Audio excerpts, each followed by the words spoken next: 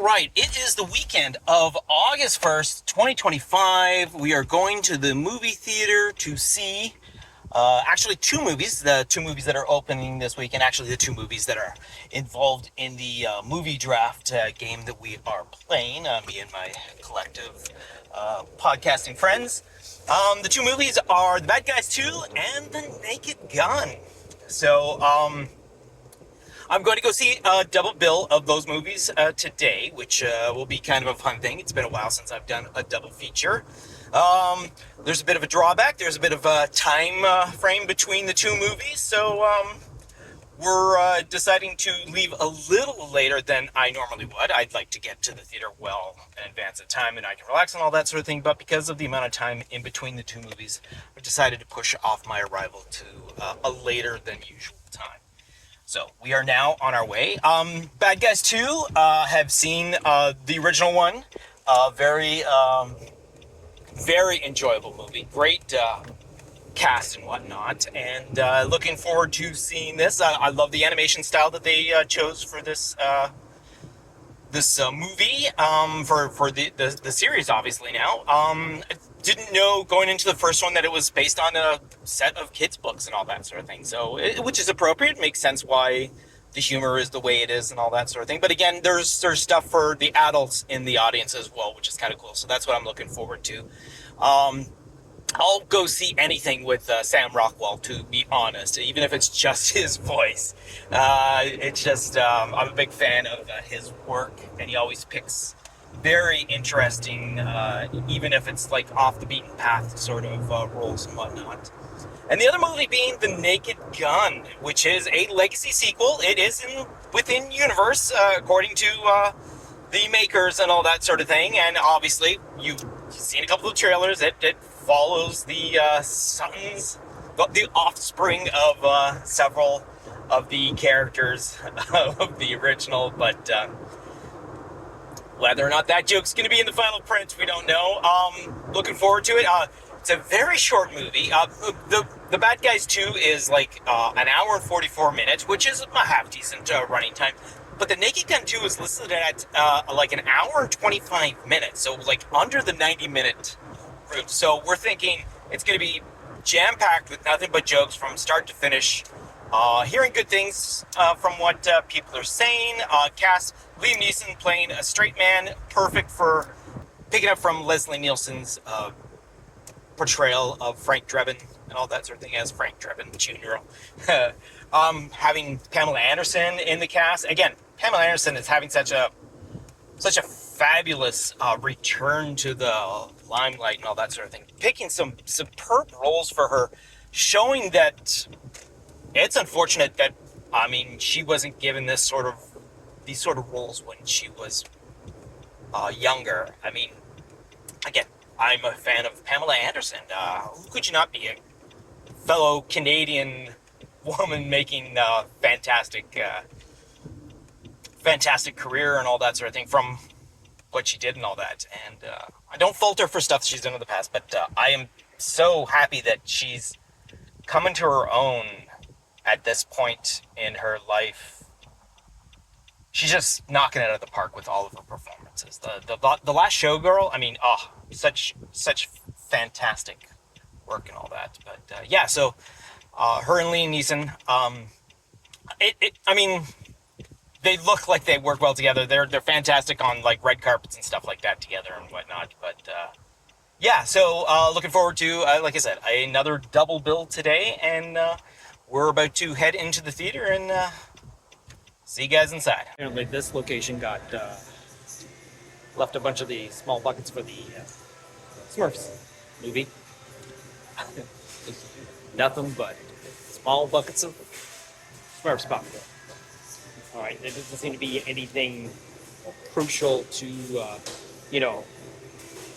specialty containers for either of the movies, obviously. Probably not going to be one for Naked Gun, but there are like little dolls of the Bad Guys characters. That's about it for this week for new stuff in the snack department. Alright. Okay, so let's get ourselves into Naked Gun.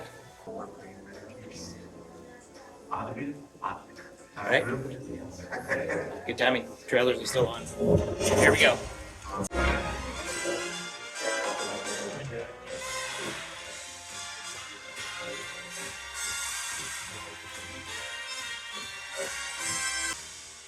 More tax credits. Everyone, put your hands together for the world's last living entertainer, Weird Al Yankovic! How's everybody doing tonight? Hello? Anybody here? Kane? Evil billionaires? Crab hands guy?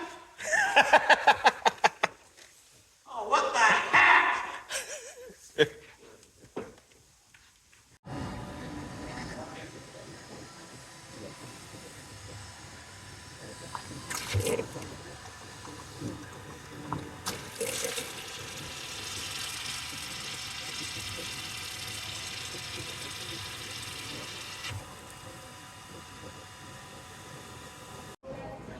So to begin with, Naked Gun is pretty much exactly what I hoped it would be.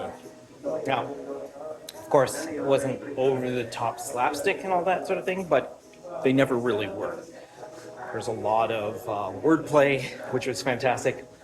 It definitely follows the formula of the Abrams Zuckerberg form of telling a comedic movie and all that. Liam Neeson is fantastic in it. Pamela Anderson is great too, as a great perfect comedic foil to each other. It's just so much fun. It is quite packed with jokes for the shortness of the movie. It is very fun. Audience laughing along, which was great. I think I laughed a little more at some of the jokes than other people, but yeah, it was a lot of sight gags as well. Besides the wordplay, some great physical stuff too. A lot of gotta watch the background for some scenes because stuff is happening.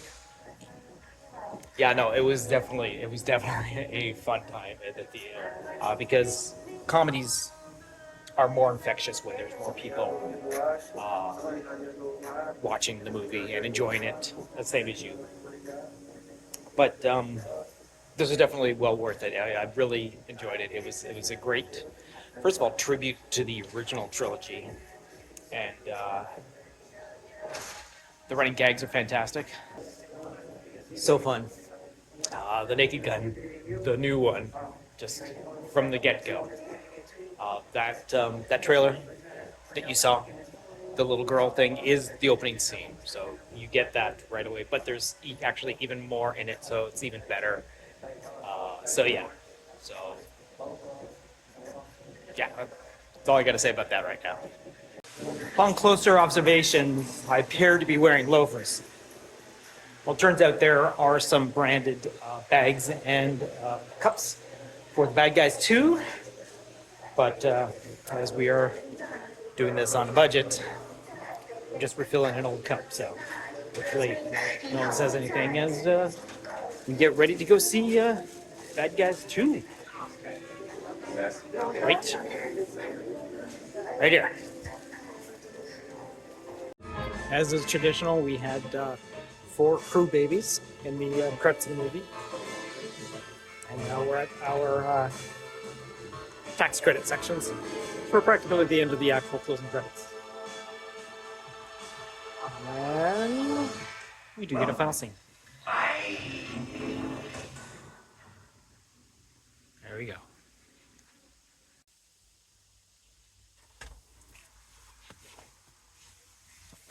All right, so that was The Bad Guys 2 as well.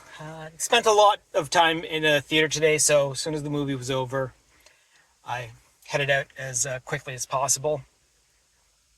There is a very final shot at the end of the credits, but it's a clip from earlier in the movie, so it's nothing worth sticking around for. The only thing that is sticking around for is these guys here. You want to pick up some toppers at a kids movie? Go in opening weekend and wait until everyone's leaving. And I found two of these guys. Mr. Snake I actually found on the floor, and Mr. Shark was sitting on some kid's abandoned cup and all that sort of thing. Didn't take his cup, I just took the topper because I don't need the tiny little cup and all that sort of thing. But pro tip, I don't know. Anyways, Bad Guys 2 was great. Again, I said at the beginning, I'm a fan of the first one. The animation is fantastic. I love how much more intricate the animation was in this. The beautiful use of everything. It's obviously three-dimensional computer generated animation, but how a lot of the animation looks like a 2D add-on with like a 3D shader and all that sort of thing. Like all the special effects, like of the smoke and whatnot. It's just so really, really great to see and all that. Story is really intriguing, really engaging, which is great. Which is also kind of a hard thing to do for a follow-up sequel and all that. The new characters are great. There's a fantastic wrestling sequence and all that, which seems to be ruling my weekend. This long weekend and all that sort of thing, with a lot of wrestling going on and all that. But yeah, there's a luchador sequence and all that, which is so much fun. Again, character interaction is great. Animation is outstanding. Again, so the movie begins with a DreamWorks introduction to the DreamWorks Animation Studios. And it actually goes through, it shows the kid on the moon and his character floating through where the other DreamWorks animation characters come from.